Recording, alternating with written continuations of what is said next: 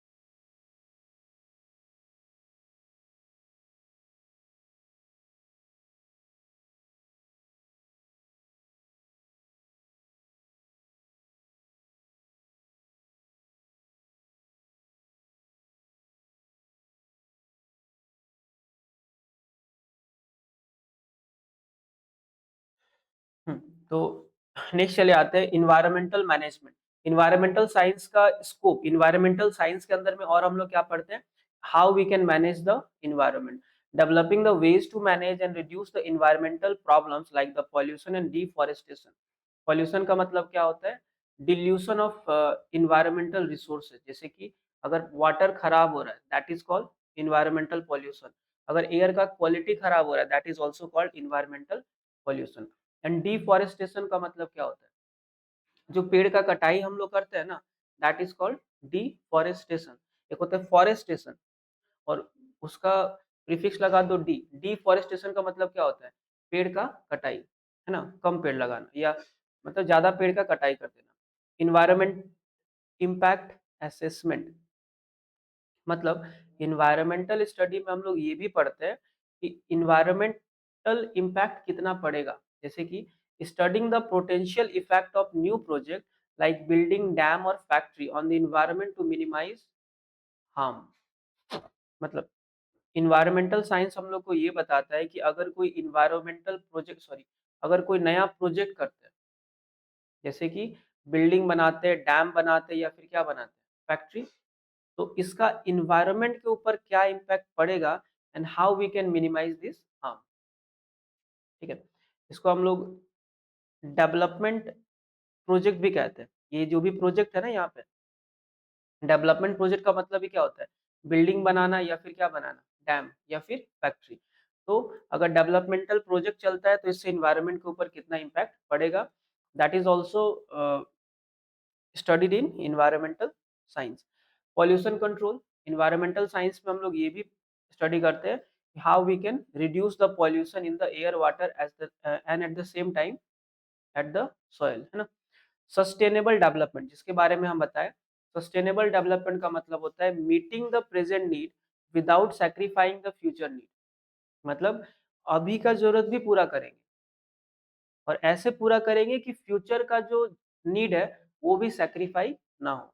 मतलब जैसे पेड़ काटेंगे तो उतना ही काटेंगे जितना क्या है, इन्वायरमेंट का जनरेटिंग पावर है। तो that is called sustainable development. और ये इस वाले चैप्टर का तो थोड़ा इंपॉर्टेंट पॉइंट है समझना, promoting development that meets our current need। देखो सस्टेनेबल डेवलपमेंट का मतलब क्या होता है, ऐसा डेवलपमेंट करना that meet our current need, हम लोग का करंट नीड भी पूरा करेगा without harming the ability of future generation to meet their needs, यानी फ्यूचर जनरेशन के नीड को ये हार्म करेगा ही नहीं। ठीक है, नेक्स्ट अगर बात करें इंपॉर्टेंस का, इन्वायरमेंटल स्टडी क्यों इंपॉर्टेंट है, देखो सस्टेनेबिलिटी, देखो इन्वायरमेंट जो है, सस्टेनेबिलिटी का मतलब होता है यह है सस्टेन से, सस्टेन का मतलब क्या होता है, लगभग समझ लो जीवित रहने के लिए, सरवाइव करने के लिए इन्वायरमेंट बहुत जरूरी है। विदाउट एयर वाटर लैंड हम लोग सरवाइव कर सकते हैं नहीं, तो environment is necessary to sustain life, है ना। मतलब जिंदा रहने के लिए क्या होता है, इन्वायरमेंट बहुत ही जरूरी है। So study of environmental science is also important. So environmental science help us learn how to live in a way that doesn't deplete natural resource। Environmental science ये बताता है कि कैसे हम लोग रहे ताकि नेचुरल रिसोर्स का डिप्लीट का मतलब होता है कि वो खत्म ना हो जाए या वेस्ट ना हो जाए। ठीक है, उसके साथ इन्वायरमेंटल साइंस हम लोग को अवेयरनेस प्रोवाइड करता है। अवेयरनेस का मतलब क्या होता है, जागरूकता फैलाता है, किस चीज का, raises awareness about the environmental issue and importance of protecting our planet। मतलब environmental science जो है ना या स्टडीज जो है हम लोग को अवेयरनेस देता है कि हम लोग इन्वायरमेंट का क्या क्या इश्यूज है और उनको हम लोग कैसे प्रोटेक्ट कर सकते हैं, अपने प्लानट को हम लोग कैसे प्रोटेक्ट कर सकते हैं। पॉलिसी मेकिंग, इन्वायरमेंटल स्टडी का ये भी एक काम है कि ये हेल्प करता है क्या करने में, गवर्नमेंट को पॉलिसी बनाने के लिए। जैसे अ, हम लोग जो एसी और फ्रिज यूज करते हैं, ठीक है, जो हम लोग एसी और फ्रिज यूज करते हैं ना, ग्रीन हाउस इम्पैक्ट के बारे में सुने होंगे, जो अल्ट्रावायलेट रेज को जो आता है ना, यूवी रेज वगैरह।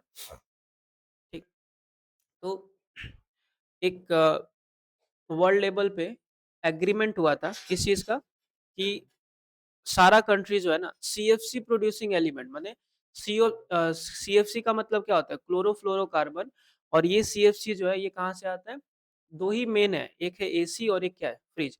तो इंटरनेशनल लेवल पे एग्रीमेंट हुआ है कि कोई भी कंट्री ज्यादा एसी और फ्रिज का यूज नहीं करेगा, क्योंकि ये सीएफसी जो है ना, अभी ग्लोबल वार्मिंग का जो सबसे बड़ा रीजन है that is called CFC, chlorofluorocarbon.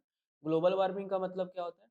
Global warming का मतलब होता है increase in average temperature of earth. Earth का जो एवरेज टेम्परेचर है वो अगर बढ़ जाता है, that is called global warming. ठीक है, तो ये क्या करता है, पॉलिसी मेकिंग में भी हेल्प करता है government, provides information that helps government make decision to protect the environment. अच्छा, हेल्थ एंड वेलबींग, हेल्थ के लिए भी तो जरूरी है ना environmental study. Ensures a healthy environment, environmental study इस चीज का श्योरिटी देता है that gives the surety of healthy environment which is essential for the well being of all the living things।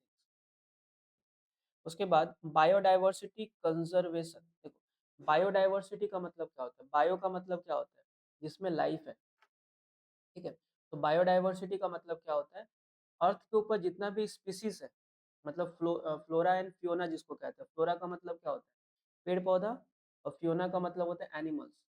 ठीक है, तो जितना भी स्पीसीज है, बायोडाइवर्सिटी जो भी स्पीसीज है उनको प्रोटेक्ट करने में कौन हेल्प करता है, environmental studies. Protect the variety of life on the earth by understanding how different species and ecosystem are interconnected. ठीक है, मतलब इन्वायरमेंटल स्टडी ये बताता है कि अलग अलग स्पीसीज जो है और इकोसिस्टम ये सब एक दूसरे के साथ कैसे कनेक्टेड है। जैसे बचपन में वो पढ़े होगे ना कि अर्थ पे जो है ना सब कुछ डिपेंडेंट है, मतलब इकोसिस्टम में क्या होता है, एक पर्सन दूसरे पे क्या होता है, पूरा का पूरा डिपेंडेंट। इसमें एक फोटो भी देखे होगे कि एक पेड़ को कौन खाता है, जानवर, जानवर को कौन खाता है, फिर इंसान, ऐसे करके इकोसिस्टम, पूरा का पूरा इकोसिस्टम जो है that must be in the balance, वो बैलेंस में रहना जरूरी है। अगर एक भी एलिमेंट को हटा दिया जाए तो इन्वायरमेंट क्या हो जाएगा, इम्बैलेंस हो जाएगा। इम्बैलेंस का मतलब पॉल्यूशन ही समझ लो, या डिप्लीट हो जाएगा। इन्वायरमेंट के अगर कंपोनेंट का बात करें, देखो हम लोग क्या पढ़े, इन्वायरमेंट का मतलब क्या होता है, इन्वायरमेंट में सारा फैक्टर्स एंड फोर्सेस आता है विच सराउंड अस, हम लोग के अगल बगल जो भी है that is called environment. But अगर गौर से देखोगे तो इन्वायरमेंट में दो ही एलिमेंट आएगा, एक को कहते हैं बायोटिक और दूसरे वाले को क्या कहते हैं, अबायोटिक। बायोटिक का मतलब क्या होता है, ऑल द लिविंग थिंग्स, जिसमें जान होता है उसको हम लोग क्या कहते हैं, biotic. And non living things are called abiotic. Biotic में क्या बोला गया है, all living things including plants, animal and microorganism, these living things interact with each other and with non living things। मतलब क्या होता है कि बायोटिक में अल्टीमेटली क्या आता है, अ लिविंग, जैसे कि इसमें आएगा एनिमल्स आएगा, हम लोग चले आएंगे, प्लांटेशन आ जाएगा, माइक्रो ऑर्गेनिज्म यानी छोटे छोटे जो जीव जंतु होता है वो लोग चला आएगा। ठीक है, एंड ये लोग क्या करते हैं, एक दूसरे के साथ इंटरेक्ट करते हैं। ठीक है, हो सकता है नॉन लिविंग थिंग से भी इंटरेक्ट कर ले। अबायोटिक में क्या आता है, अबायोटिक मतलब क्या होता है, नॉन लिविंग थिंग्स जैसे कि air, water, soil and minerals, these provide the necessary condition for the life and influence how living things behave and where they live। मतलब अबायोटिक में क्या आता है, नॉन लिविंग थिंग्स आता है, जिसके एग्जांपल में क्या आ जाएगा, सॉइल, वाटर एंड मिनरल्स। ठीक है, and this abiotic things are necessary for the human life, ये ह्यूमन लाइफ के लिए क्या होता है, बहुत ही जरूरी होता है। चलो नेक्स्ट और लास्ट टॉपिक का अगर बात करें, तो इन्वायरमेंटल एजुकेशन का ऑब्जेक्टिव क्या होता है, हम लोग जो पढ़ रहे हैं इन्वायरमेंटल, क्या पर्पस है, रीजन क्या है इन्वायरमेंटल स्टडी पढ़ने का तो बोला गया है to teach people about the environment and encourage them to adopt sustainable practice.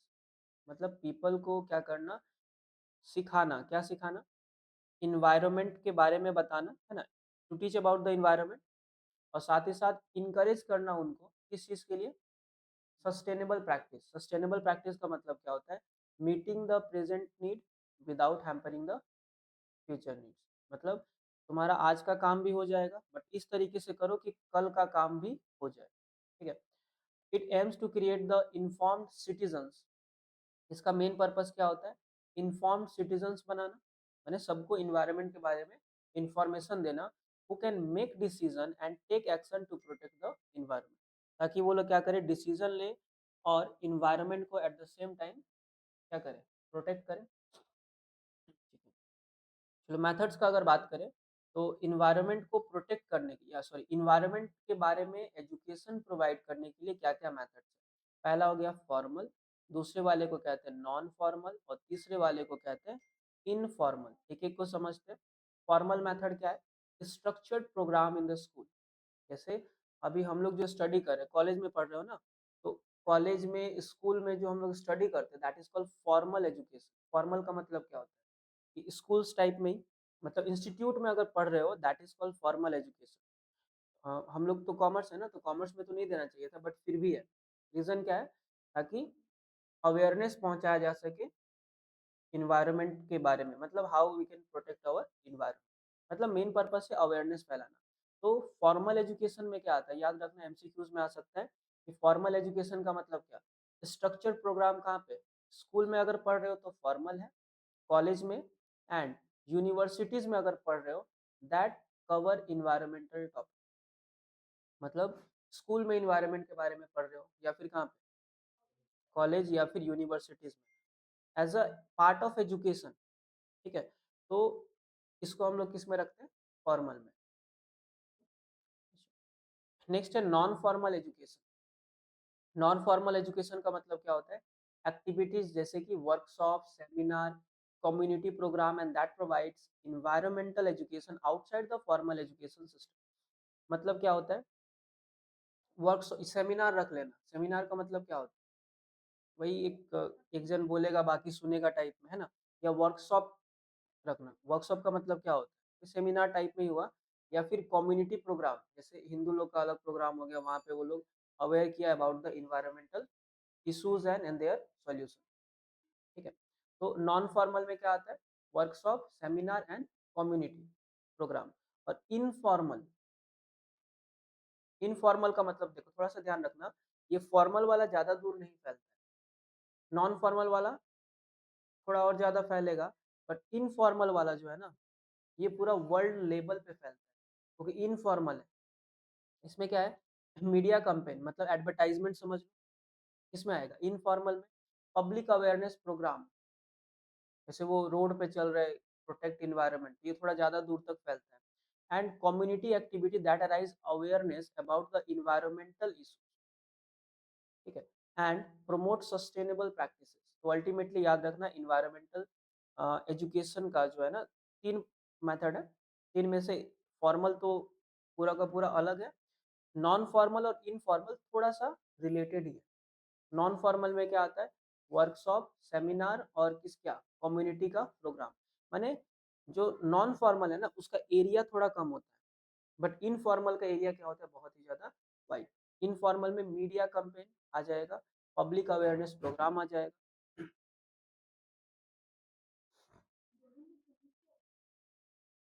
दोनों में सेम होता है, नॉन फॉर्मल, इनफॉर्मल, लगभग सेम टाइप।